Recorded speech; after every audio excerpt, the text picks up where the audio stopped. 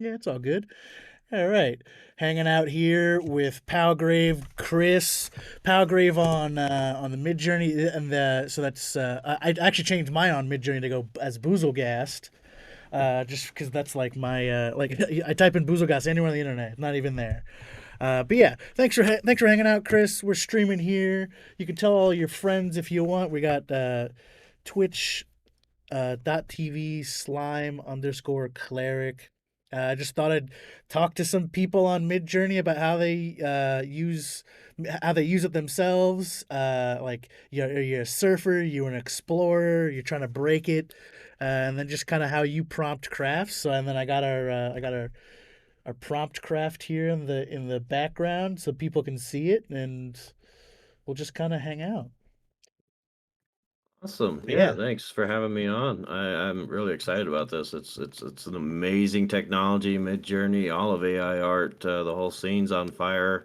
I've been in technology for quite some time, 25 years. I've never seen such an adoption rate. I'm sure people have seen the adoption rate about like Bitcoin and all these other new technologies, but like AI and AI art is just like vertical. yeah, it's interesting that it's kind of almost uh, an accident that it would be. I wouldn't say like so easy, but it's just accidentally making the. Yeah. So what do you? I guess let's just start in general. How did you start using Midjourney? I actually came across the Stable Diffusion first, and then I looked into it and saw what else there was, and I came across Midjourney, signed up for that the free 200 images, and the first couple images that I did, I was floored. I asked it to imagine or show me what the universe would be like if it was the size of an atom, and it came up with a pretty it was very impressive and it just floored me. And I was like, yeah, this is something I've never seen before. This is good. This is great. And so I just been playing around with it and playing around with it and just seeing what's out there. And I've been, I do a lot of research. I'm good at cataloging information and just, I've got a weird memory. It's not like a photographic memory, but I can recall stuff, like more better than other people can. And God, that sounded arrogant. I'm sorry. No, no, don't Um, worry about it. It's a strange thing to talk about in general. Just like like the different skills we're kind of using that we didn't know we could use, just alone. Just like having an eye for stuff and just having visual memory more.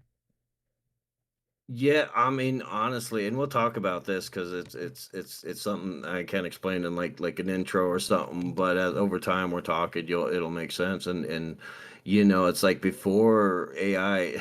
This is gonna sound so weird. Before AI, I would like I told you before we got started. I'm not a big social media person. I don't really care if people know who I am. I don't like attention, that kind of stuff. And I would have I don't talk I wouldn't talk like this. Like I'd be stuttering, mumbling over my words. Just I wouldn't do this normally. I wouldn't get up and just speak in front of people. I just don't do that. It's not that I'm scared, it's just I'm humble. I don't like that. I don't, I just do my thing. I mind my own business and just go about my own business. Anyways, I'm sorry, I got detracted there. Oh, no, no, But yeah, it's no. like I'm like a total different person, now I'm like trying to engage people online in like the different Facebook groups, I've started a blog. I'm doing live streams, I tried doing it, for gaming and I'm the worst at that kind of stuff. I don't do live stream. But it's on top of just generating the art and the creativity, it's like video games and movies and stuff. We tried an escape, our day-to-day grind, and this is something new and exciting. And I'm not an artist. I never claimed to be an artist. I think this whole thing is it art? It's dumb because yes, it is art, and no, I'm not an artist. If I am an artist, I'm an artist. My mind's my art. I'm a logical person. I think I never really understood art until now. I looked at a painting and I would be like, okay, it's a painting of, someone, I don't, whatever. It's not going to feed me. It's not going to take care of my family or anything. So I never really cared about it. Now I look at it and there are things that make me cry. I'm not a meek man. I'm not a strong man. I'm just a regular man. And, up until now, things like that just did not move me emotionally. Um, but this technology has just opened up my eyes to new possibilities and things I didn't think possible. They talk about stuff like AI and future technology in the movies and in pop culture all over the place, and we take it for granted because now that something like this is actually here and people are starting to take a good look at it and see what it's capable of. All they're really caring about is, hey, is this art? It's like over the past couple of weeks, I've been able to use that just art as a marketing strategy to, market another business that, me and my sister are trying, that baking thing. She's got a great product. And I came up with a couple ideas to make, kid-friendly stickers and pass them out. And, the URLs pointed to a website and it gave a little backstory of them. And, they got names. We call them the Misfits. It's usually like we make meringues and macarons, and sometimes during shipping they break. And they're just as good. It's just, it's like we're moving around, it bumps around, and they're pretty fragile. So we decided to put these little stickers on them called Misfits, and just it's a play on the Isle of Misfit toys. We call it the Isle of Misfit sweets. And it's all the sweets don't think that they're going to the kids won't like them. And the story that they go see, I'm still making parts of the story, the animated, but the stickers have drawn like a huge crowd. I mean, like the kids, they love the pictures. All of it generated from Midjourney. I mean, like it took me a couple hours to make it. And it's just increased sales. It's like we didn't infringe on anybody's intellectual property. I don't know of anyone making macaron cartoons. Yeah, yeah. So it's I don't like to use the word dumb. I don't think anybody's dumb. I think people don't know something and they shouldn't be, admonished for it. If you don't know something, you don't know something. But this debate is dumb, it is dumb. Has using Sorry, Midjourney it's been kind a of long made time no, there. no, no, no, it's fine. There's literally no rules to this. This is the first time we're doing it. Honestly, thanks for doing it. Uh, thanks for being a guinea pig without knowing it. But like, has using Midjourney kind of made you like look into more like art history in general and kind of like appreciate that, or are you just kind of just floored by the power of Midjourney in general? I would like to. What I've been telling a lot of people, actual artists out there, is, hey, you are shepherds. There's a lot of people out there like me that do not know the difference between one artist or another or a style. This is opportunity for you to take what you know. It doesn't matter how much you know. You can take what you know and you can profit off of it. I think a lot of this isn't about scared about, art being stolen. It's about being able to provide for your family. These artists aren't going to be able to provide for their family, and I can give you an example why later. But to answer your question, it's like I actually live with a family of exceptional artists. Everyone in my family is exceptionally artistic except me. I used to doodle and draw as a kid. It's like I had paper. I didn't have enough money for an NES or a certain game or something like that, and I was bored, and there was always the paper and pen. So I like to draw, and I was trying to, get into comic books, but then it's like I met my brother-in-law and his friend Bob, who actually is a really like he's a professional artist. He's done animation. He's an art director for a mobile game company. He's really, really good. But after seeing their work, I'm like, you know what? I don't have the latent skills that, my family and, family friends, They have. So I gave it up. And that's, I guess, where, the caring and not caring about art. I loved, as a teenager and when I was drawing, I loved manga, Akira, fuck yeah. Yeah, I yeah, loved reading them. I loved the movie, and it was just like my whole thing, and I loved it. But at the same time, it's like I can keep focusing on something that I know I'm not good at, like I don't have a natural born ability for it, or I can start working on what I do, and that's when I really got into computers.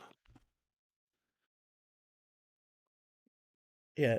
It's interesting. Yeah, like so where do you stand on like I feel like a lot of people instinctually like personify AI just because of watching so much movies. Like you had mentioned that earlier about like growing up with like all the science fiction movies, like artificial intelligence, or like they're always evil in those movies. Do you think it's like people over personify it, kind of? I do, and I think I remember there, being an argument once, and maybe I could be wrong. My memory's funny like that. But, everybody wants to think of AI and think of Skynet and the Terminator, and nobody ever says, "Hey, you know what'd be really cool? I'd like to hang out with C-3PO, R2-D2, and they're just as fucking smart as the Terminator."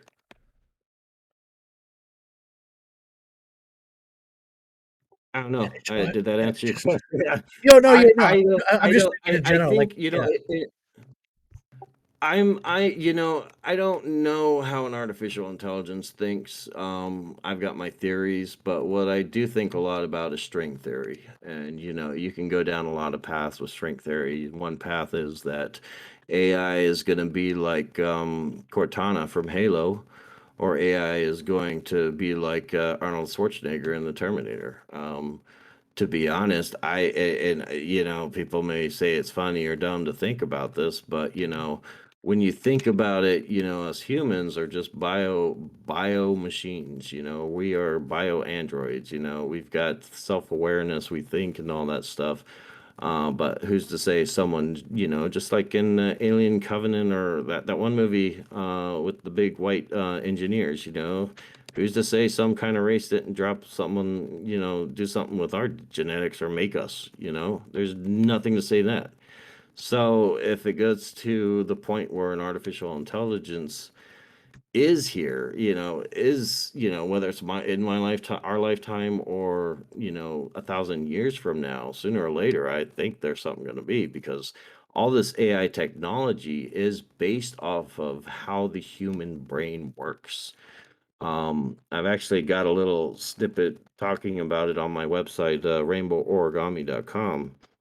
Um, I'm literally just setting, getting websites up and stuff like that, so I don't have like an in-depth analysis, but it mimics the way that neural nets work, is it mimics the way that our memory works in our brains. And when we're talking about training these models, what they're doing is they're showing, the analogy that I use, there's a lot of good explanations out there, a lot with pictures and whatnot that shows the process, but usually you need a good analogy just to nail that concept in. So what I've been using is, imagine you've got 10 Polaroid pictures of the same exact image, and you stack them up vertically, and you take some ink and you drop it in each corner. And you know how, like, when you put water, you pour water into an oil spill, it moves the oil. It doesn't, like, clean it. It just moves it and shifts it.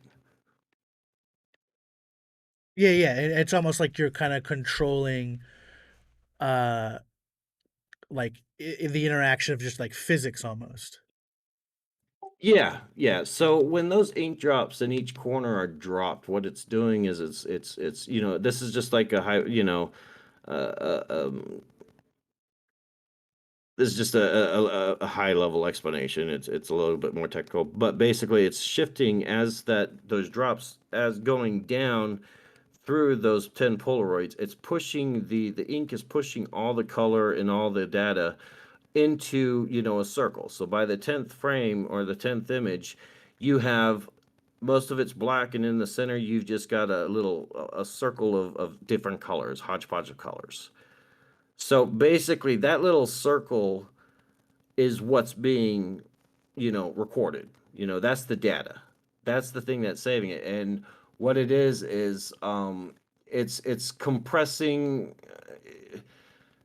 it down. And since uh, if you hold on, I need to stop and think and try and recover this. Hold on. Okay, my friend just showed up outside. I have to go pick him up. But yeah, hold that thought. Yeah, I'll be right yeah, back. yeah. We'll put I'll just mute all the sound. But yeah, sorry about that. He just showed up out of. But yeah, okay, Hey, be take your right time, man. back, No, I've got guys. nothing to do, man. We'll do this all night. But yeah, dude, yeah. I like where your head's at. This is gonna be a fun conversation though. But yeah, be right back. Let's see here.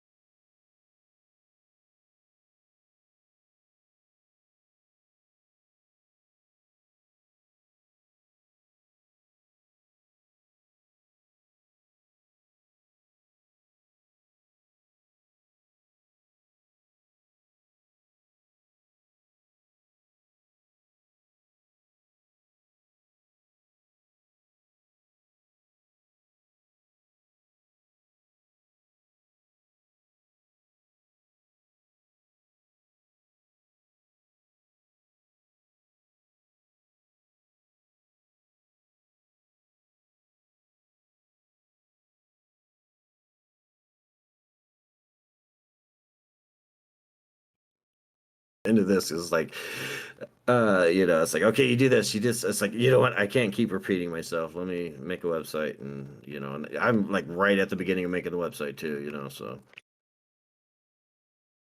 Awesome. I look forward to the education. All right, here's Eddie's here. He sees he Hey, hears what's up, you. He Eddie? hears your voice. Hello, sir. Happy All holidays. right, Hey, he's how's it glitching out going, a little Eddie? bit. It's going all right. Some I, colors. I I guess I got a question for Eddie. It's like, Sure. what's your experience with art, and or let me rephrase that. What is your relationship with art?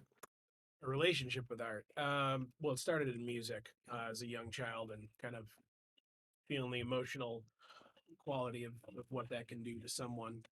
Um, and then began learning an instrument and articulating those feelings through an instrument. And then having some friends along the way that sort of led me to, oh, the reason they stopped the song and made it kind of in cut time is because they're equating the lyrics to the music. They're actually being literal. And I thought, oh my God, you can do that? That's what that is. Um, and that was my first kind of aha moment with music being art or something that you produce or create being art. Um, he was also a really good painter, and I just kind of became more of an appreciator of different styles of art and art forms and learning to interpret what those are, especially ones that I'm like, well, that just looks ridiculous. What's the point in that? And just try to keep an open mind. Um, I fast forward to now, kind of learning through my pal Bontrager here, the complexities of AI and more so anime as well, and just technology used as an art form, and just keeping an open mind to that rather than thinking maybe it's long evolved from kids just sort of being solitary in the basement to being like a full-fledged, you know, multi-level art form, for a lot of different means. So I guess that's kind of like my abridged version of my relationship to art. Yeah, art is such a huge concept and philosophy that it's you can't really just talk about it in a couple minutes. But yeah, and I'm glad you brought up the whole from the garage band to mainstream, because that's what a lot of people are discovering. And that's what I've discovered in life is like these people that are the outliers, the hey, I'm gonna make it work, I want this band, and they figure out a way. There's a lot of bands that fail, and they're trying too hard, but then there's also, you get into the groove of the rhythm of your bandmates, you guys make jazz and it just flows naturally. And I'm seeing a lot of that. Those kind of people are the ones that become the queen, and the Misfits, and all these other amazing artists throughout history, that we recorded history, I should say. Right. But I'm seeing a lot of that happening now with art. There's a lot of people getting into this mid journey, myself included. It's like earlier on I said, I was saying that I never appreciated art, but I come from an art appreciating family. I'm more of a logical, technical. I'm very good at that kind of stuff. But when it came to art, I just never really like, huh? But now that I'm able to generate it through and I can express, I don't see art as just like a visual thing. It may be dumb of me to say because I didn't understand it before now, but it's more of an expression of concept. And there's so many people out there like me that are either uncomfortable showing their art, or whatever, that are using these tools to generate their concepts, though, and sharing those. And that's very, very powerful, because it's no longer about art and visual, but it's a communication tool. There's in technology, the telephone is considered the most important invention in the history of man. AI art just kind of dethroned that. Mhm. Yeah. So what's your, I guess, what's your link to this, your cachet to kind of relate to the subject matter at hand today? Well, he said he was I'm using sorry, it what? for his he was using it for his bit. Like, we talk about your business with your sister, and Oh then yeah, yeah, yeah. We were using it for that for the marketing aspect, and what we would do is, I'm still making more, and I'm coming up with different ideas. Like I told you about the Misfits. That was one part marketing and one part loss mitigation. It's like I was telling you about, like when we transport them, they can get cracked, and so we came up with these Misfit stickers, cute little meringues and macarons that are, the hyper cute, and we made stickers and we just put them over them, say, hey, this is a misfit, and we also pass out stickers to the kids when they come up, when their parents are shopping, and they go to the URL that's on the sticker. They can, we thought about playing around with the QR code, and we're probably going to go that way. But it leads to a website that just gives a little more, like, here's more of the cute stuff you just saw, and and it just builds brand recognition. So now that the kids are coming, they want the broken ones. They don't want the regular ones. They want the broken ones because they know they get a sticker, and we don't have to write those off when nobody wants to buy it after a week. So it's just clever marketing strategy, and a lot of businesses, small businesses, large businesses, let me rephrase that. Small businesses to medium businesses can't do that kind of marketing because they don't have the funds to hire an artist that charges the rates that they do. yeah. So I like that you're using it to like to create a narrative, to like it's just something that that was gonna happen. Shipping your stuff no matter what kind of, and now you can like you have that, and then yeah, it makes it exciting for the kids to like have like a story with it. Yeah, I mean it's again, it started off as just a means to, hey, how are we going to get these things sold, so we don't lose money? And I'm not going to say I covet money, but it's like, it pays the bills. As long as the bills are paid, that's what I care about. Outside of that, it's like, we wanted a way to engage and generate more business. I mean, it's a win-win-win situation as far as we saw. But to give you like another idea, it's like we sell a meringue that looks like a rainbow, and it's called unicorn poop, and and it always gets a shock. It always gets a shock, but it's like when we get, I pass them out to the kids, they laugh, it breaks the ice, and I was like, well, hell, you know what I'm gonna do? I'm gonna make, and I'm if I could do it with Midjourney, I will, but if not, I know Stable Diffusion can do it. Is I can make a picture, put myself in it, and then generate me lassoing an actual unicorn, and you know how these images look real. I mean, Yeah. I could make a flip book, or put a digital, story on there showing how I caught the unicorn, and it's just, it's clever marketing. That's all it is, and being able to generate these images and make these projects. If you were to actually go to a marketing agency, or have, try and hire someone to do that, that would take weeks. I can generate that in a matter of days, one day, if I really put my mind to it.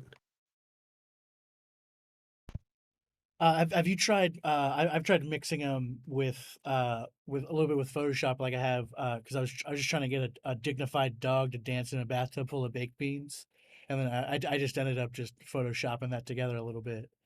Kind of gave it like an interesting kind of depth to it, and I was just thinking about like stacking up layers of landscape pictures or like background pictures, and kind of going that way when it's like a more specific image I want to get into. Yeah, that's where Midjourney's limitations really shine. And that sounds negative. Midjourney is great. I love it. That's my go-to for generating the art. But when there's something where I can't get it specifically how I wanted it to, that's when I'll hop over with the images that I generated, and put them into Stable Diffusion and just use the in painting function. You can also, there's a plugin that you can use Photoshop directly with it, and is that what you're talking about? You use the Photoshop for that? Well, I was just using Midjourney images that I photoshopped together because the new version of Photoshop's object aware, so you can kind of just like take objects from the background and stuff like that. Oh, nice. Okay. All right. Yeah, I'm still playing around with the new version. I had Photoshop like CS6 or something before, the last Black Friday, and then I was like, you know what, I'm gonna drop whatever it takes because I want the latest and greatest software to be working on, the stuff that I'm generating. I tell you, I've gotten in so much debt with this. That's the bad side. Because you're doing like metered hours or what? No, no, no, no. In Midjourney, I just do everything in relaxed mode. Yeah, yeah. It's like I don't really mind waiting. I'll just queue it up and then just go and smoke a joint or something, and then I'll come back and to be honest, I really enjoy that because it's like so relaxing. It is so relaxing. But yeah, yeah, no, I'll just generate a bunch and do that. Usually, I don't even have to use any other software or I've got a bunch of punk monkeys that I made, and I found actually when I was generating those, and then I'd move them into Photoshop and I'd start cleaning them up and getting rid of, all the little, imperfections, and some of them I left in there. And I was generating, I find myself being more creative, not just with art, but with stories. I love making stories when I'm cleaning up the images or I'm looking. There's times I'll go on Facebook groups and I'll be like, hey, you got a story for this? No, hey, can I make one? Because I got a really good idea. And it's just fun in games because it's my creativity is just it's unlimited, it's unbound. I mean, it feels like it's untethered for once in my life. Have you noticed when you're like showing some people Midjourney that they're kind of almost like antagonistic against it like in a way, like almost trying to like purposely prove that it's broken or something like that? I've not in person. I've run across people like that in the Facebook groups, but in person, I am a little bit more selective on who I show it to, just because I know there are people out there that are like what you just described. They're antagonistic. They try and start something, and I'm just not the guy they want to do that to.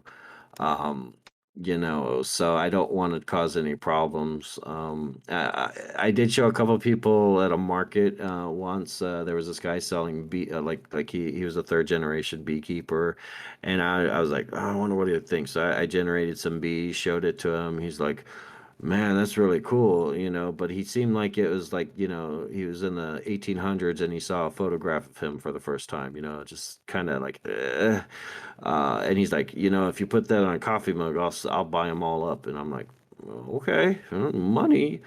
But then it's like online, I will see that people will come up with, at first it was like, hey, you're stealing art. This is, such and such a style. And then I'll point out you cannot copyright a style. And then they'll come back and say, hey, look, there's these watermarks from the scan, showing that it's proof that there's, copyrighted material in the data set.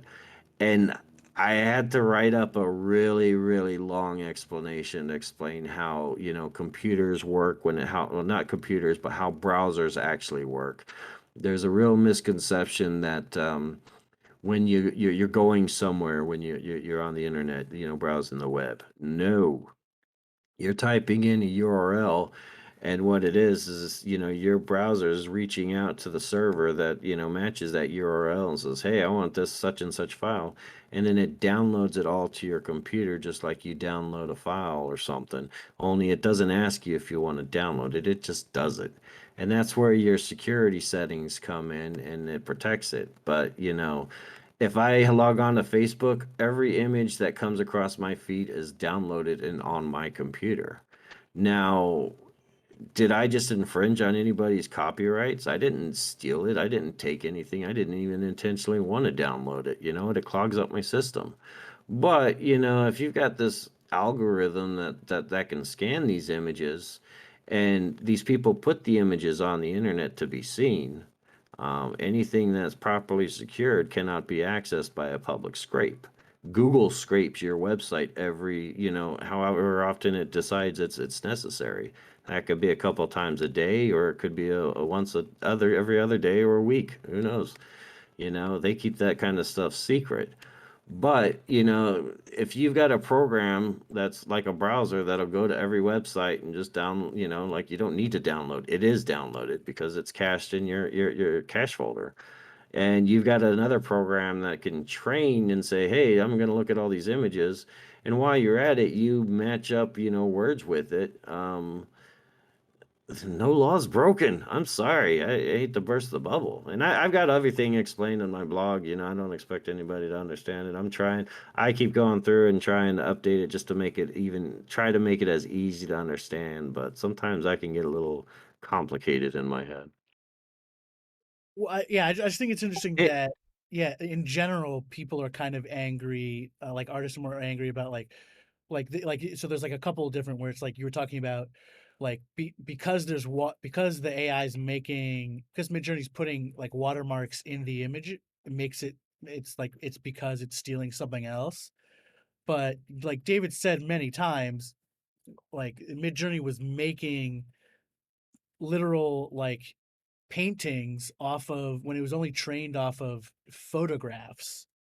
So it like it's just putting a signature on it because it thinks that's what a work of art, has. It usually has a signature, so it's like making some kind of garbled approximation of what an artist's signature would be, rather than it's because it's stealing someone's art from the database. And like it, more often than not, when someone, asks support or someone to remove their art from the database, they're not even in the database. Like most artists who ask to be taken out of the database were never in there to begin with. Yeah, I'm hearing a lot of that, and it's true. It's as magic as this all seems, there is a very logical explanation, but it does require learning that high level math that a lot of people just don't want to learn. And some of it, you put a bunch of ends and numbers in front of me, I'm like, huh? But I think a little bit up there, I scrolled up, and if yeah, let's see. The Illustrated Stable Diffusion version 2. That guy Jay, he describes it really, really nicely. I mean, that is something to understand when it comes to image diffusion. I believe Midjourney uses diffusion, but they've got their own, program, their own algorithm, their own thing that they use, and Yeah, versus Midjourney. this. But it gives you a good idea. Yeah, Midjourney's like well beyond like the base of like the methods that methods of diffusion that like Stable Diffusion used. Like from my understanding is that they're kind of so far beyond that they can't like they just keep expanding their method. So that's why there's not really a Midjourney paper yet, because they're not even done making the process like as good as they want it to be, from my understanding. Yeah, I'll be honest with you. I've been using Midjourney for 3 months, but up until last week, I didn't even know who David was, or Oh it's yeah, like totally. what they've been up to. Yeah. I just know that it's like, hey, man, I can make some really cool art with this, and honestly, a lot of my focus has been on the other one, because it's open source and just trying to figure out what it can do. But you know, they're both of them generating, tools, artificial intelligence. There's no using that term. I think of them as tools, just like Photoshop. Just like anything else, the camera, that kind of stuff. You need eye, you need specific skills. That's the art. That's the methodology, the concepts, and that kind of stuff. And stuff. But yeah, no, I mean, I agree with you. Their image quality, the stuff that Midjourney produces, is far beyond, Stable Diffusion, and that's why I don't pay for Netflix. I don't really care for watching TV, but I do like watching movies and stuff, so I'll pay for services. But usually it's like a, hey family, let's get together and pool it. No, this one is, I treat like Midjourney, I treat like a utility, just like my cable bill.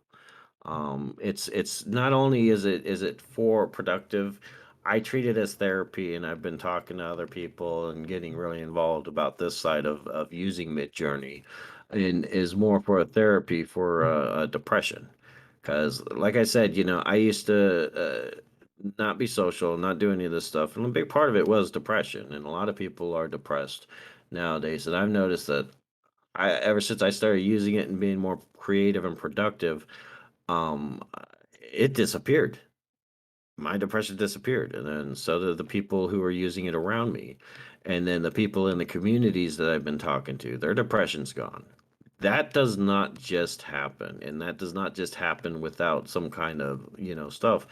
And I really think that the creativity is what's doing it, and so it's stimulating something in the brain and releasing dopamine or whatever other kind of feel good chemical we need, and it's breaking us out of our whatever coma, lethargy, boob tube, mentality we've got. It's like we're drones nowadays. We just get up, go watch TV, or go to work and do our routines, and then come back home, and then all of a sudden, here's this something new. Hey, I can dream again. I can play. That's the kind of joy I had as a child. I don't remember having this kind of joy as an adult. I haven't had this much fun in decades.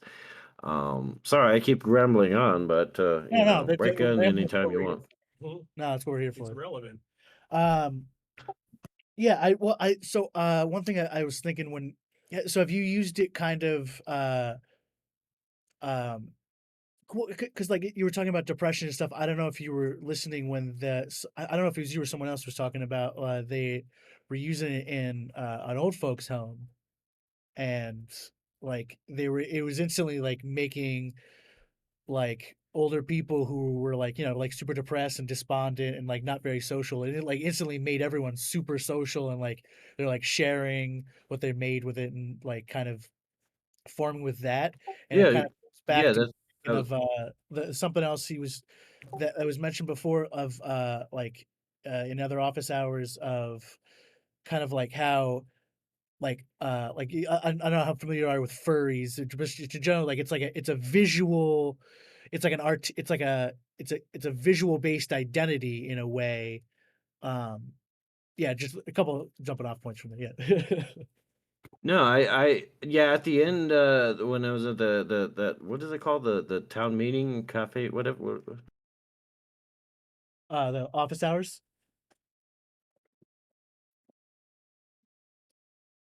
Felt like a town hall meeting to me. I don't know why. Uh, No, but yeah, at the end, I talked about there is it was the elderly care, and when they introduced it, what that was, I don't know, was there someone else that was talking about putting it in an elderly care before I got there? yeah, I yeah, was like the last person must to. have been like an hour or so before you got there. There's so much stuff gets covered, but yeah, someone had talked about like that they were using it with that I think they're like working on an old folks home or something, and they had just like done a couple of like events and just like showing some of the older people, and like yeah, there was Oh, just like that's really cool. No, I'm glad, because it's like I'm like, why aren't more people trying this? Because I thought, I was like, I got in halfway through there, and I didn't hear the whole thing, but no, that's awesome. I'm glad that. So what else did you say?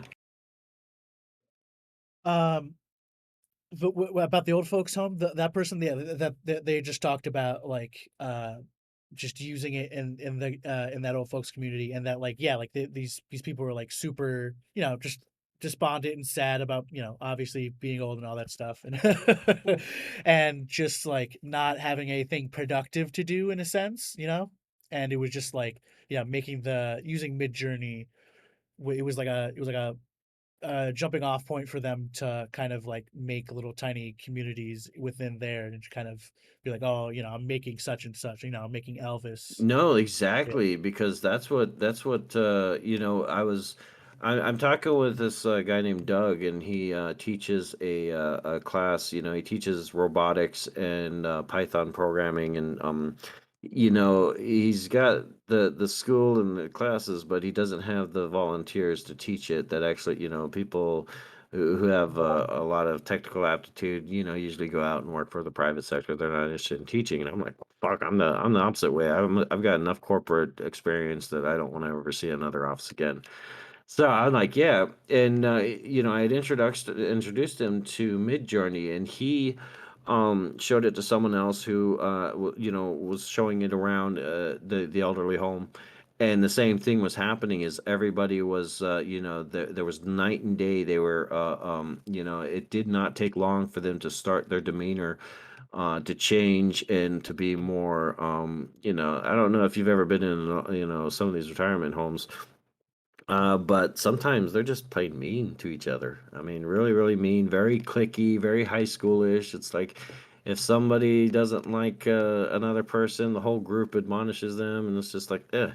But it's like you introduce something like this, and everybody's like just they're having joy, they're having fun, they're being creative, and it doesn't cost them an arm and a leg. It's $30 a month. I mean, $10 if you only want 200 images, but who wants that? Spend the extra $20 and you know, it's yeah, the only thing I'm worried about all this is escapism. People are going to want to escape the reality like they do with movies, drugs, and sex, and whatever addiction we have, gambling. They may be like, hey, I need this, and hopefully it's here to stay, and one day it's not going to be like, okay, well, if you want this, it's going to cost you, but I don't really get the sense from the people from Midjourney, or anybody for that matter, that is releasing this kind of software.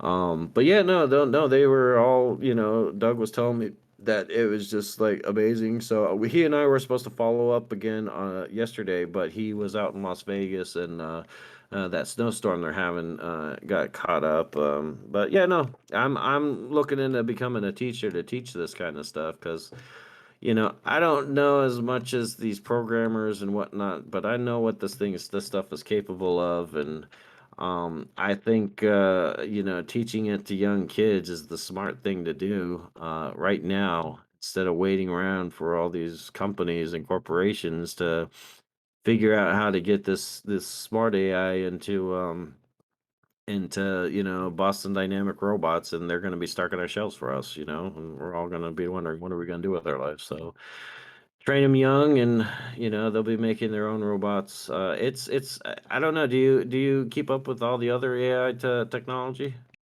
I was using Chat GPT a little bit to make goofy limericks, because I can't write limericks because they're just like too silly. Yeah, that is, in my opinion, I mean, like, don't get me wrong, I love Midjourney and I love AI art, but that right there, that's a game changer. That Chat GPT, it can write programs, and I had asked it.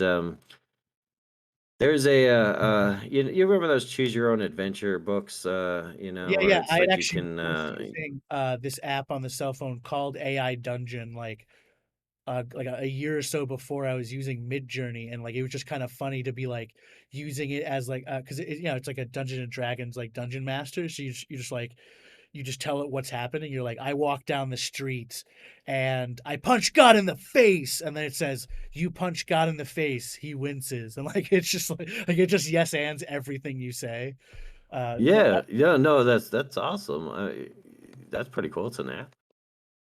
Yeah, AI Dungeon. Yeah, it was just on the for Android. Yeah, I think I All still right, have I'm it. writing that down. Yeah, yeah, I'm writing that down because I'm a big fan of choose your own adventure, and it's not so much that it's a story driven device, but basically when you break it down, it's a very rudimentary learning tool for string theory, because you can go back and you can change paths, that kind Oh of yeah, stuff. yeah. And what I did with Chat GPT was, hey, write me a program, write me an interactive choose your own adventure story and in PHP.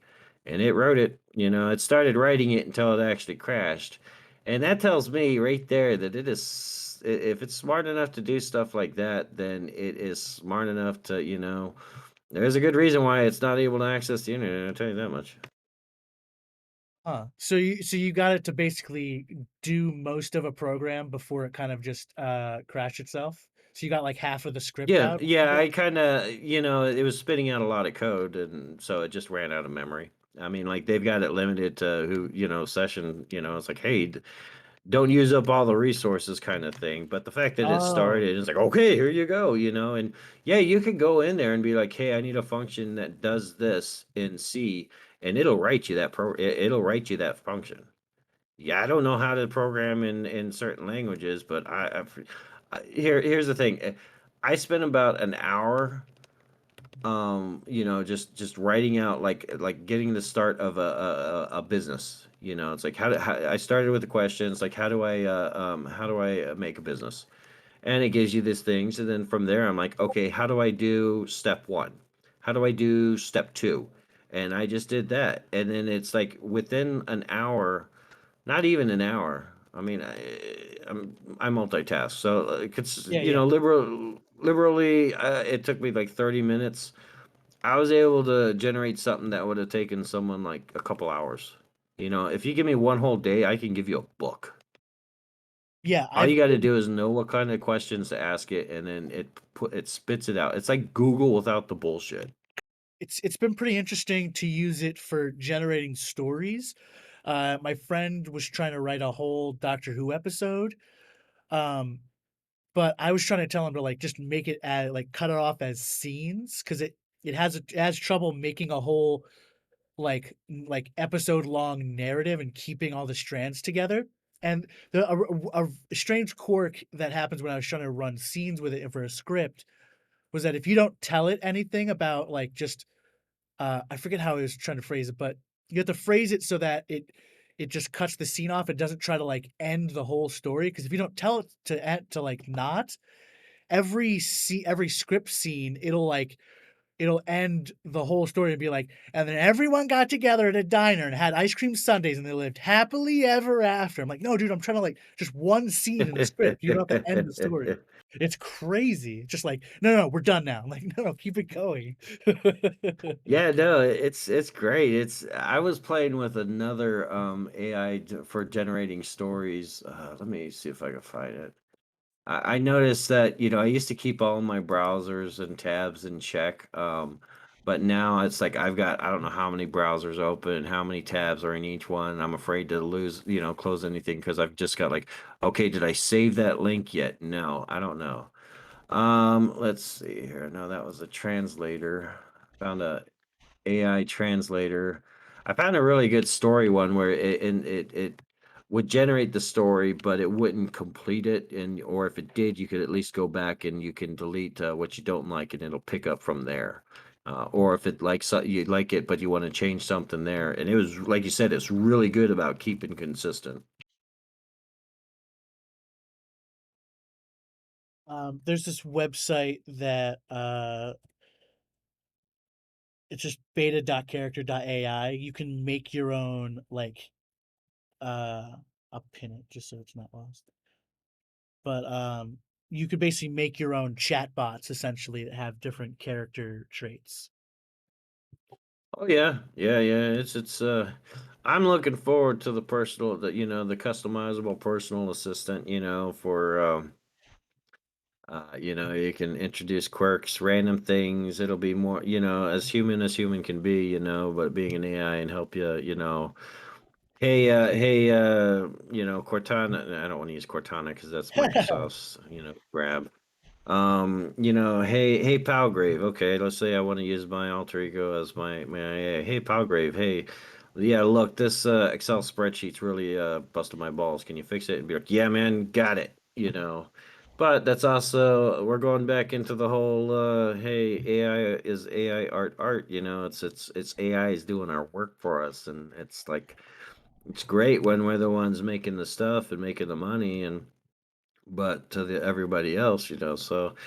I've been actually talking with, I talked to a couple other, big, I've been making friends here and there, and some of them are leaders in the industry.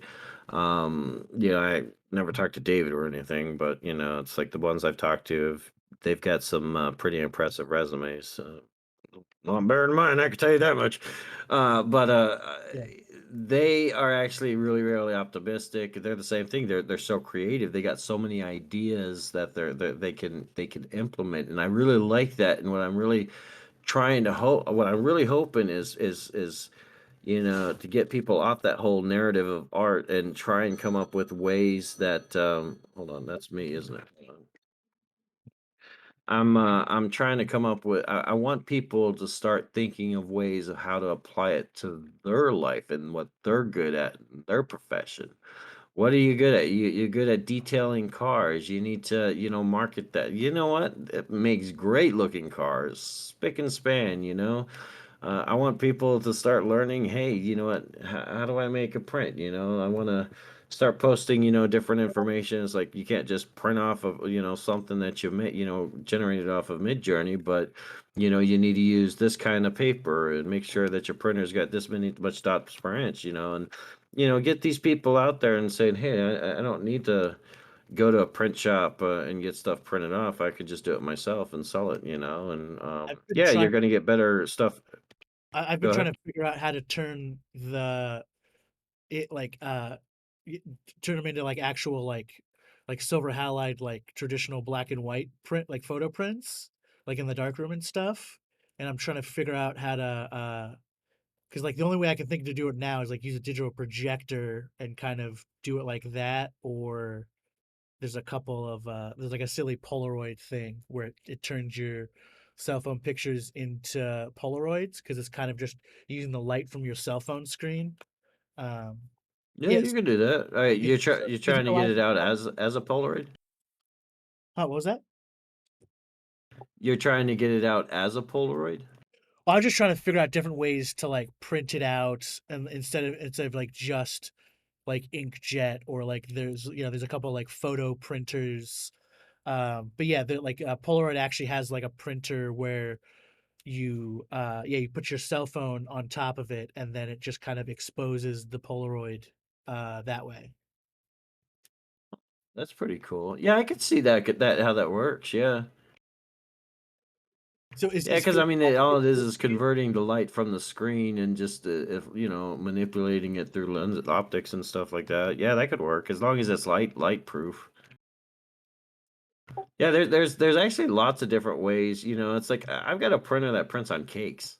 Imagine what I could do in on top of a birthday cake. I can put the kid's picture on it, or I can put whatever picture I want on it. It's like you can do some amazing stuff with printers nowadays.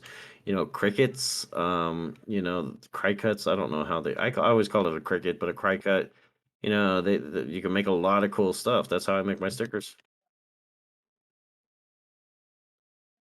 so do you think it physicalizing the images are important? Yeah. Not necessarily. It's just how you're relating that to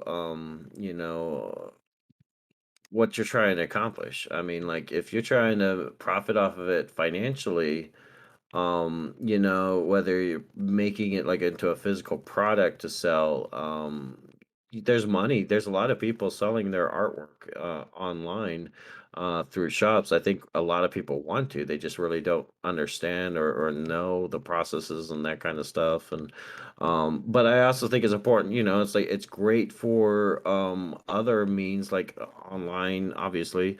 Using it in I mean, what you would use every other kind of art for, you're just like, but now you can generate it yourself, and okay, here's a good example, like NFTs. I mean, this is great for generating unique NFTs. If you could make like so there's kind of like there's like cyberpunk, steampunk. We were talking about furries a little bit. Is there kind of like a visual like style or kind of like visual identity thing you're working on specifically? I'm not working on anything specific, like with the those misfits. The style I was going for was like chibi cheap. I don't know what it's called. Yeah, yeah, super cute, super yeah, cute. yeah. They give the big dimple eyes and cartoony, but it's nothing specific as far as any kind of like specific artists. It's kind of hard, because over a while you're gonna even I can draw something that's gonna resemble someone else's art. I mean, it's a style. It is what it is. You know, there's other things you could do it. So like you generate the art that ends up being printed off to be cut to be used in a as a prop in a movie. You know, use it that way. I mean, it's prop generation is going to be so much easier now that you can generate art on the fly like that. You know, let's see here. There's other things you can do for either like again, it's really what you're trying to accomplish. Here's an idea that I've got that I'm working with. You know, she's got this thing called the Bodhi Lounge where it's think of it like a bar but for cannabis users. You know, just I've never been to one, so I'm this may be like all over the place in California or something like that. But you know, I think it's a cool place you could go to socialize with people that you like to do. Now, imagine that social setting, and you've got a TV that's connected to Midjourney. That's a fucking great game. You know, it's like, hey, all right, let's see. Here's your bowl of random, you know, things that you wanted to see it draw, and you pull it out, and you're like, okay, a horse jumping over a the Death Star. I'm making up some random stuff because Yeah, I'm not yeah. that creative right now. But you know, you see where I'm getting at. It's like charades. It's group activity. Imagine a mom wanting some quality time with her child. You know, it's like sit in front of a TV that's connected to a computer. There's a keyboard in front of you. It's like, what kind of adventure you want to go on today? Okay, what does Clarissa look like? What is? Oh, she's a buck. She's a pirate. She's got you know big black boots and you know red this that and the other and oh look at her cat, Mister Friskies. You know that kind of stuff. And that's stuff that parents, you know, really love about, you know, that's what they want and they want to engage in their kids and it's kind of hard to do that playing a video game or watching a movie or you know, board games are boring nowadays when they've got a tablet with YouTube on it, you know? Yeah, I'm trying to figure out doing the in person meetups to do stuff like that. But yeah, it's just it's hard to to get people on board quick when it's like it's hard to explain what it is. That's the thing is like I keep running into that. I try and explain it to people and they're like, "Huh, no." And they think I'm crazy and it's kind of frustrating, you know. It's like with that the whole mental thing, the mental health we were talking about, you know, it's like I used to work as an IT director and I know a lot of people in healthcare and I try and reach out to them to get an actual clinical study for the whole depression thing done, get started. But I try and explain it to them. They're like, huh? And it's like, look. Let me explain it in terms you'll understand. I don't question you about health stuff. You don't question me about IT stuff. This is working. This is good. Let's roll on it. Trust me, you know. Yeah. Obviously, they're not going to take me at that, but they're going to be like, yeah, I trust your skills. Okay, let's open, you know. So it's just bureaucracy and long doors and that kind of stuff. So, you know, but I'm really glad that someone else is actually doing it because, you know, Yeah, try to like it's not, it's give it frustrating. to someone and just be like, "What do you want a picture of? Just anything." And they're like, I don't know. What do you mean anything?" I'm like, "Oh, well, I'm like anything that's not like dicks and stuff, like anything." And they're like, "Well, I want a That's picture." funny. It's like like it's always the dumb stuff they go for first. It's like okay, whatever. It's like and then once you show them, they're like, huh. And you know, and then so if you actually like just sit there and they look, no, they know a little. They're not a totally. Let me rephrase that. You got to have the white gloves when you show this to the elderly and stuff because they're just like, I don't get it, so I don't want to, you know. But you know, you show it to someone, you know, a teenager or something like that, their eyes are gonna light up. They're going, wow. You get them in front of the keyboard and start to do it, you're gonna be prying them off the keyboard in a couple hours. I mean, that's just the way I see it. But you know, there are some outliers out there. Some people that just will not, you know, aren't really interested. My nephew, he sat down, he did a couple things. He's like, "Oh, cool," you know. And then once the novelty ran off, he went back to go play his games with his friends. So, you know, video games are, you know, hard to compete with. Yeah, it seems more Don't subjective. get me wrong. Don't get me wrong, I love video games. I grew up, I'm a child of the 80s. I love video games just like everybody else does. But at this right now in my life, this is a little bit more cooler. Yeah, it's awesome that you're doing that. From my standpoint, it seems pretty subjective, even with it seems to be on a generational basis now that you've been kind of describing it a little more. I would just think it's, I'm born in the 70s. So, I'm coming up to this and I think it's really cool, but if I'm not immersed in sort of like a tech kind of IT world, or was it if I didn't get started earlier on, it's I could see not taking an immediate appreciation to it until somebody introduced me to it in a cool way. And I mean, I can remember my parents just not knowing how to operate a VCR. I'm like, it's just this button and this button. And then once they got the hang of it, they found, oh, this is a really great tool and it's fascinating. Of course, this is completely different. But yeah, I could see coming out of like a layman's mentality that I was and being introduced to it. It could be a slow burn for some people, which I'm sure that's frustrating from someone who's already been immersed in this world. Yeah, but I mean, let's all be fair. It's this stuff has been out for how long? I mean, and I honestly expected by Christmas time the whole world would have been raving for this, and it's still slow going. I don't really understand it, but I know one thing is that between stuff like this and I don't know if you heard about that whole fusion revelation. They actually got fusion to work for with the net gain. 2023 is looking to be really freaking bright. Hmm. It is kind of interesting I did that want to. you should bring up like I'm people that. sorry. Oh yeah, yeah, go for it. Go ahead.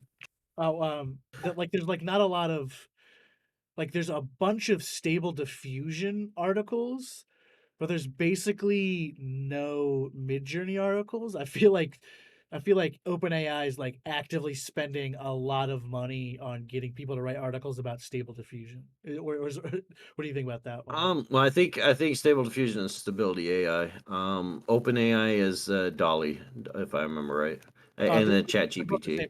But OpenAI, yeah, I get what yeah yeah, I get with the whole Stable how- Diffusion got is getting a lot of press, and I think that's because of how they released it. I mean, it's open source. They just released it. It pissed off I think some big wig calling EMAD some kind of engine of chaos or something like that. I think it was Murdoch or some big wig with a lot of money. I don't really care. But it's like he just released it like he did and put it out in the wild. That's no takebacks, and the technology between Stable Diffusion allows for stuff like deepfakes, whereas Midjourney does not. I mean, Midjourney, you could get some really great results out of it, but you can't make a video of someone stealing their neighbor's TV. Well, I think Midjourney's like actively trying to not let you do that. Like that's why you can't just do like one image without any other words on it because it would copy it too easily. Like yeah. So that Yeah, and the way I'm looking at this whole thing is Stable Diffusion is Microsoft and Midjourney's Apple. It's you've got two different products that do similar things, but they're good at what they do. And you're gonna have two camps, and I'm sure it's gonna be a whole like, oh, Midjourney's better, or Stable Diffusion is better. No, you use them both together, and they're both better. Symbiotically or synchronous. I don't know what that means. Paired together, they're fucking great. yeah, I think it kind of goes back a little back and forth, but yeah, like I think I always think it's interesting that you know Midjourney is just like it's not supposed to be wasn't supposed to be the name of the AI art thing. It's just like a place for those guys to like tool around with stuff. I don't know if you ever heard this that their aim was originally to start with 3D models rather than 2D, and this so it's like it ended up being too hard of a step to just start with 3D, so they're kind of starting 2D first with I Midjourney. mean, I'm glad they went with 2D. I mean, 3D would be great. I mean, some of the stuff that's been coming out with the whole 3D diffusions and stuff, diffusing 3D stuff is really cool. And I'm pretty sure that Midjourney is gonna. I mean, if this is the quality of their 2D stuff, when they do start getting into their 3D stuff, it's gonna be amazing.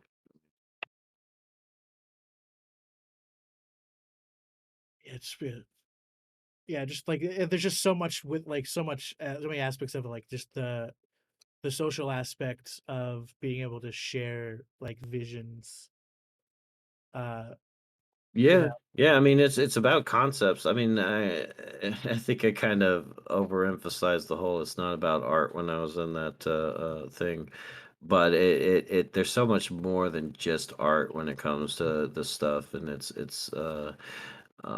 you've got psychotherapy applications, you've got marketing applications, and it's again, it's really not about the art, it's about the creativity. It's like I enjoy making the stories more than I like making the art now.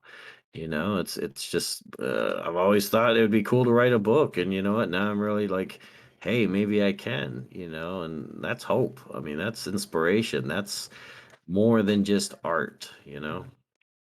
Yeah, what I immediately started thinking of when I got introduced to AI art is, boy, what a hell of a graphic novel this would turn out to be. Yeah, you know what? You just made me think is that, I've been talking about a lot of use cases that I've been doing, but what have you been doing with it? I want to hear some of this.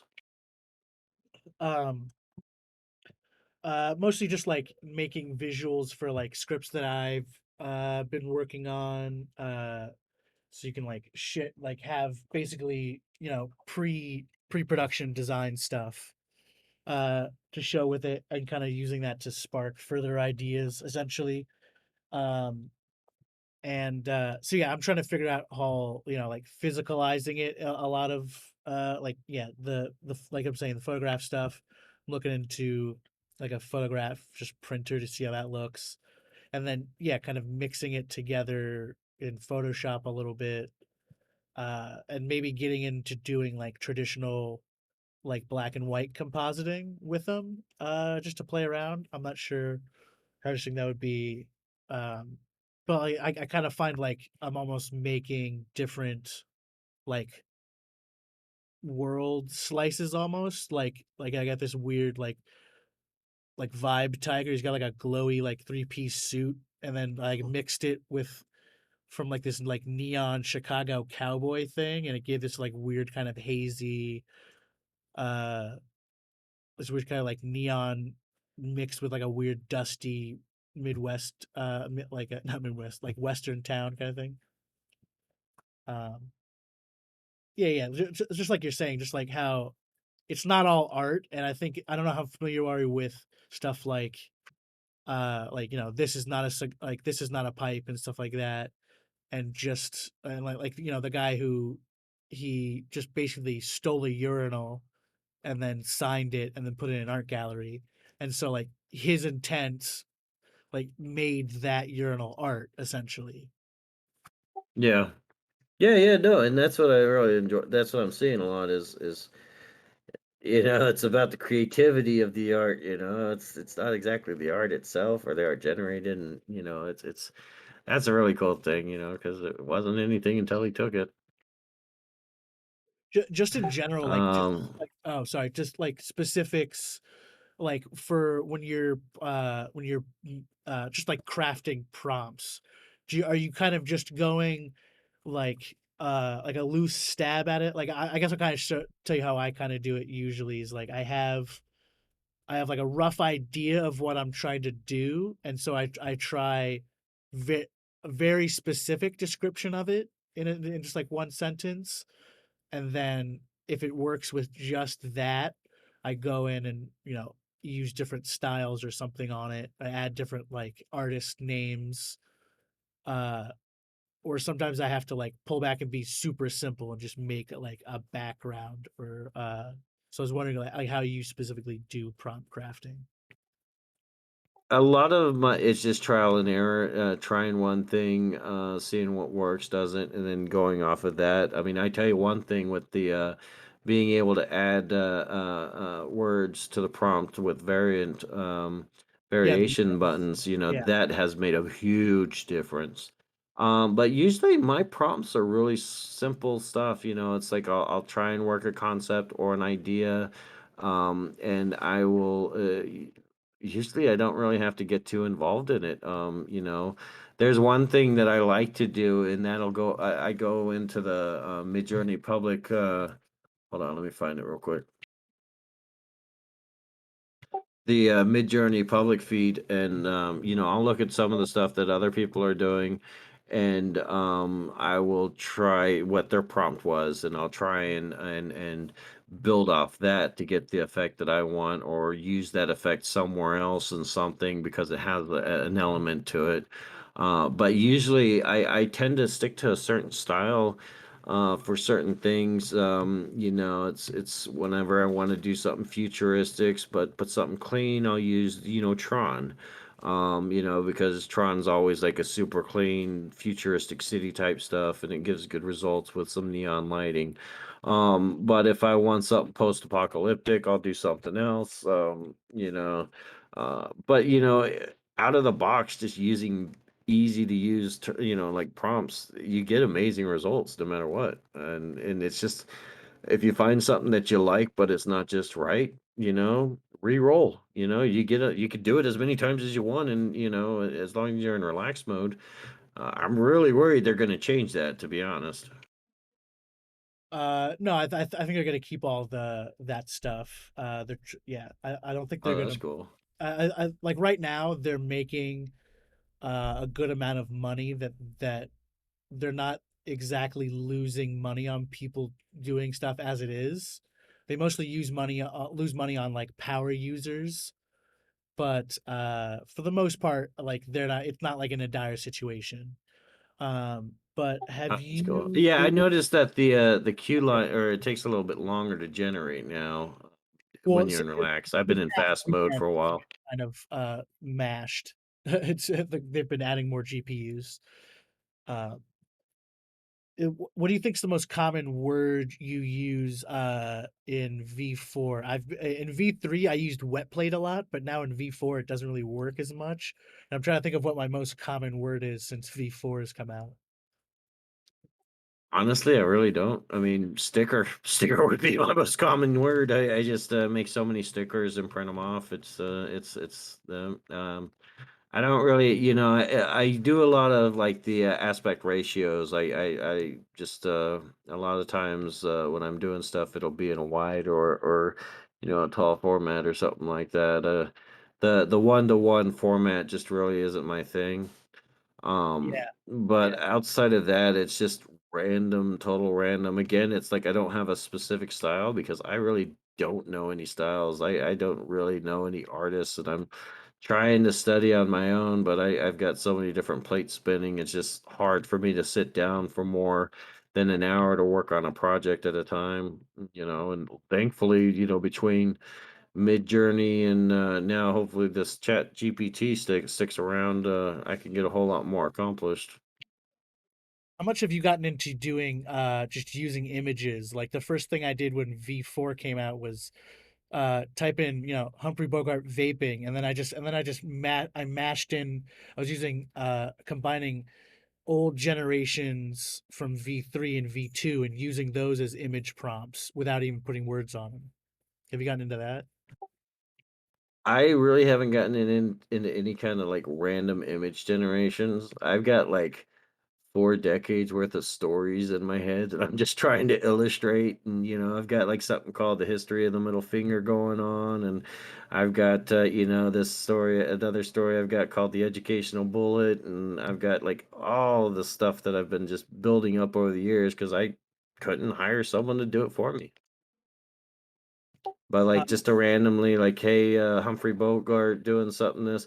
I think when I first started playing with it, I messed around with a couple random, things. A lot of my stuff was actually on the Stable Diffusion. I got this folder that's got thousands upon thousands of image of Leonardo DiCaprio.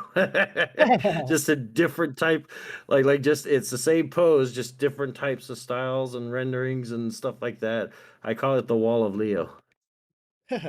I was doing Dominican Joan Rivers. Yeah, that's awesome. Pretty gorgeous composite, by the way. Yeah, I just think it's really interesting Let me how much pull.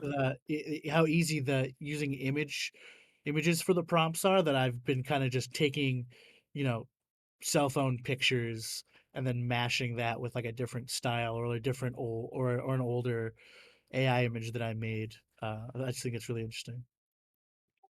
Yeah, it's really cool. I mean, I haven't done the image part of it as I haven't used it in a while, and I think it was V3 that I was using it, and I heard that it's like really, really good now.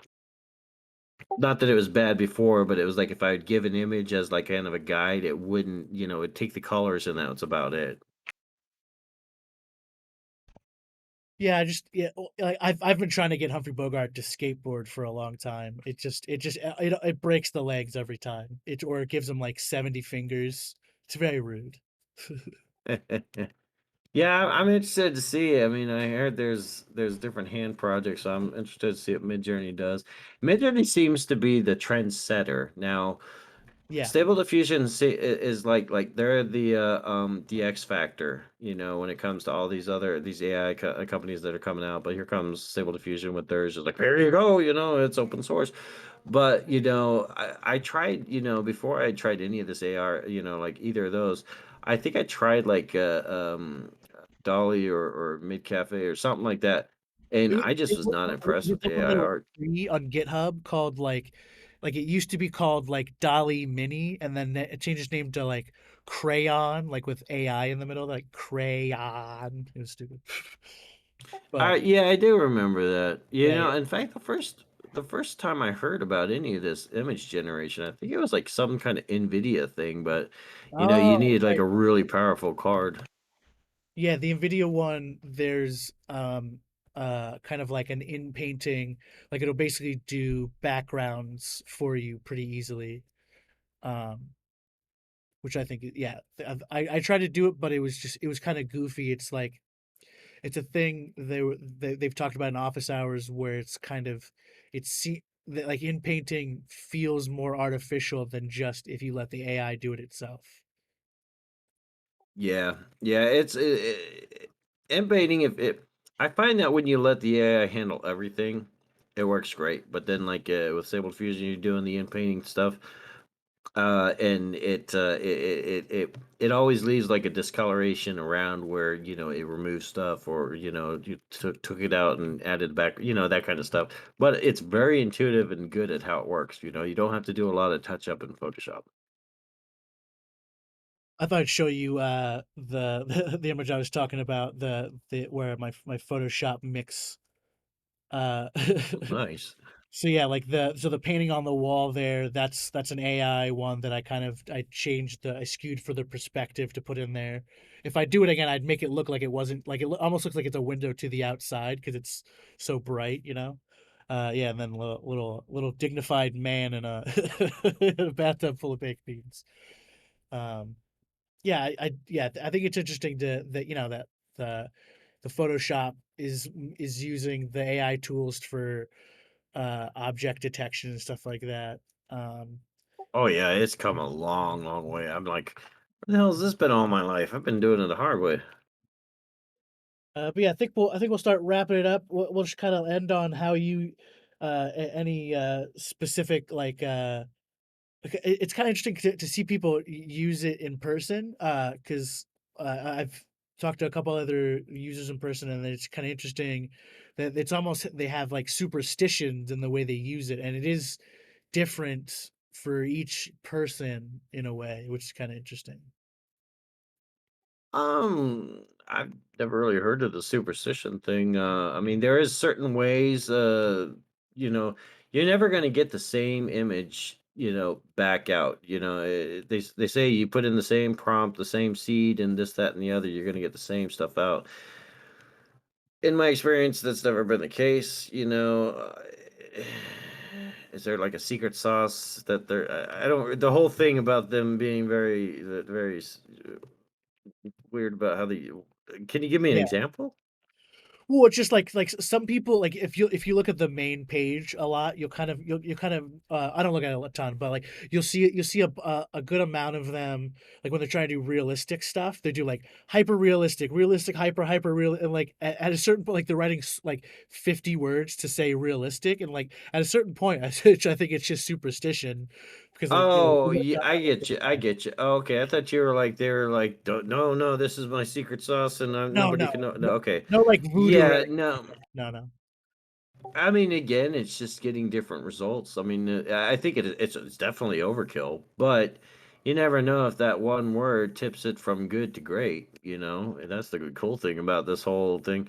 I do like the whole where you can give weight to a single keyword, so that way you don't have to use like so many words because it kind of gets messy and jumbled and I to get my results, I've never had to make like these long prompts like they do. yeah yeah I've tried and you do get great results on certain things. I used to do like the whole octane render and yeah punk and this and that and the other.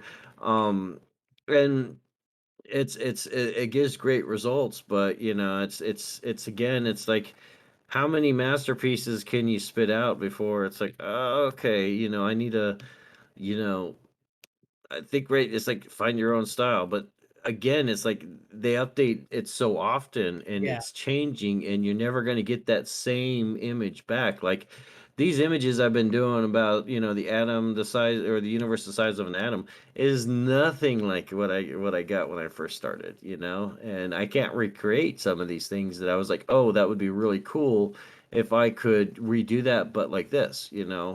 I've got like a great image of Socrates that I want to use in one of my like one of my stories, videos. That's a whole other ball of wax I haven't even gotten into. You know, but yeah, anyways. Before we wrapped up though, you said you were doing like you were making the art for your scripts. Do you write or do you do like uh just make stories and just more for like concept of a story idea, you're using it as Well, art to give the to whole whoever? like the slime cleric thing, like I'm trying to there's like a yeah I've been trying to figure out this slime cleric thing for a while.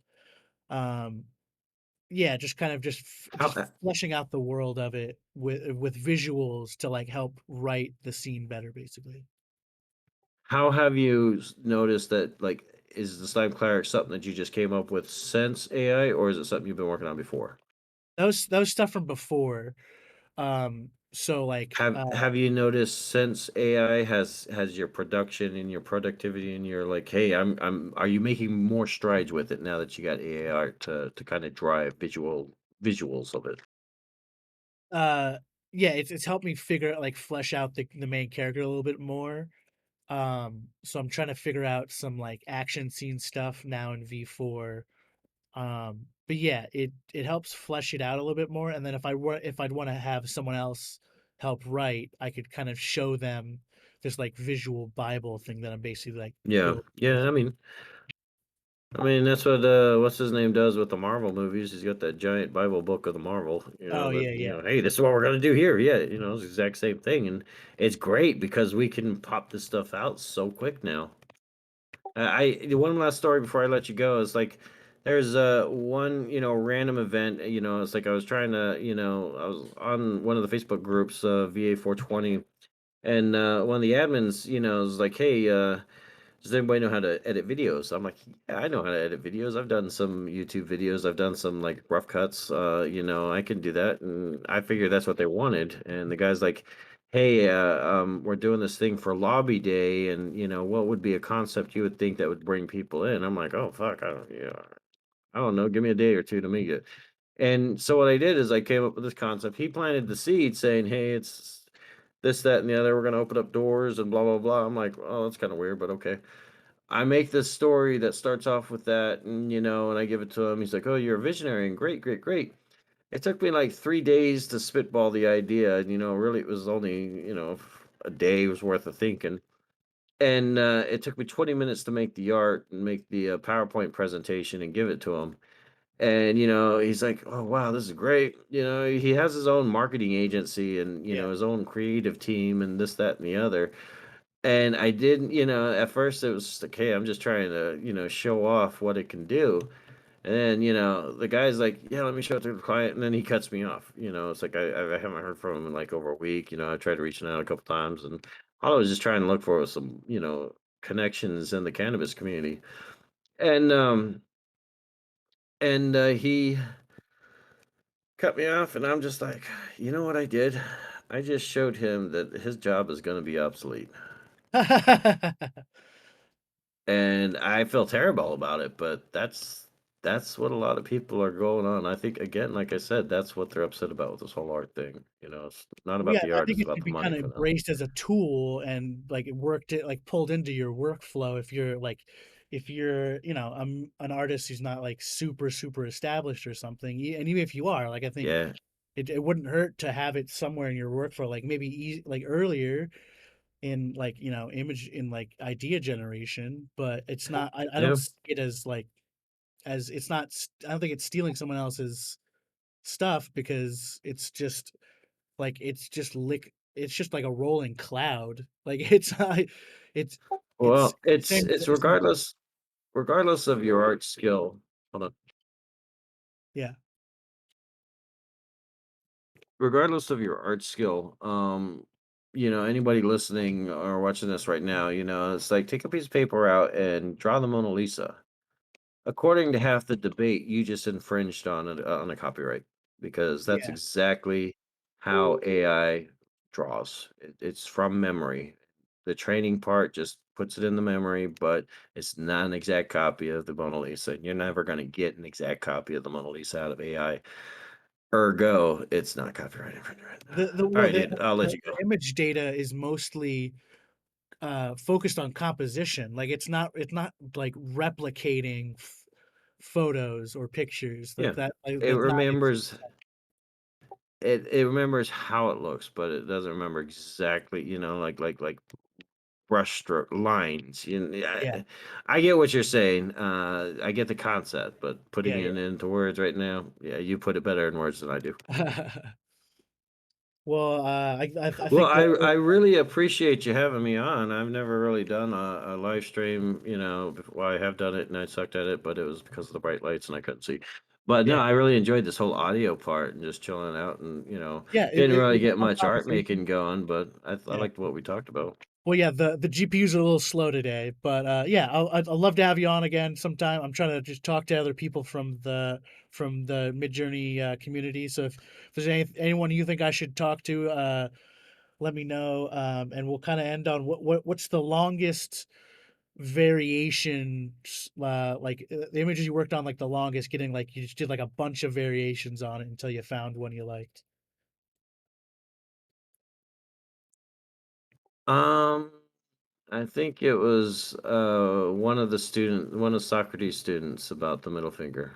I don't want to give too much information because that's a really funny story, Oh and I kind yes, of want to animate that and not animate it, but like make like a video of it, and just tell the story.